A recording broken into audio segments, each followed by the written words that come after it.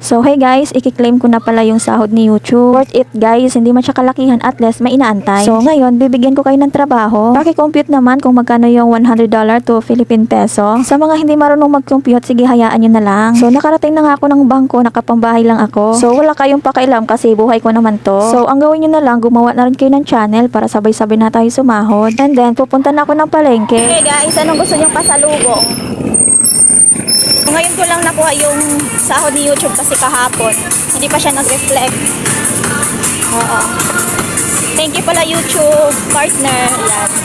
So, sa mga gustong magkaroon ng sahod dyan, mag-YouTube na rin kayo. Bye-bye! So, dumaan na nga ako dito sa palengke. Bumili muna ako ng kalamansi at kamatis. Grabing mahal yung kamatis, guys. Konti lang bibilin ko. Ito kasi, guys, pambebenta ko lang. Kaya kakaunti lang bibilin ko. Mahirap na pag may stocks.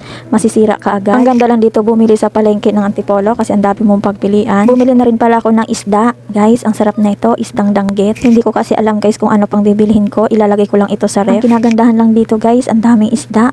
Ang dami kang mapagpilian, fresh na fresh. Pinalinisan ko na nga pala yung 3 malaking danggit na binili ko. Tapos may nadaanan na rin akong karne. Guys, ang gaganda ng karne nila. 118.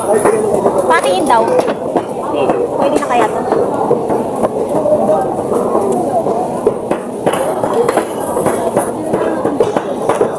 Ay, ilan?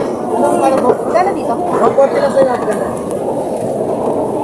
Kung may balat, 190. Anong Bata. pilihan dito? Magkaiba? Magkaiba to? Nag-iba po yan. Ay, magkaiba. Kasi yung isa maputo. Ayan, ano ba yan? Pata yan. Yes, mother. Tapos, may nakita pala kong saging saba. Guys, ito yung paborito ko. Nakita ko nga, puro hilaw pa. Nagpapahanap ako kay kuya ng hinog. Nahalungkat na niya, puro hilaw. Kaso lang, kung bibili ako ng hilaw, hindi ko naman kaya buhatin. Ang bigat-bigat na. Tapos, ayun, saging lakata na lang yung nabili ko. Para at least, pagdating sa bahay, pwede nang kainin.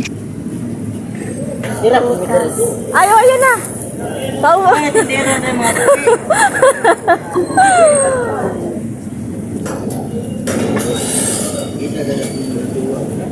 Kita mga kapugayaan ba? Sabi ko, cream ba? Tapos babantay mo pala ng... Oh, ayusin mo yung ano.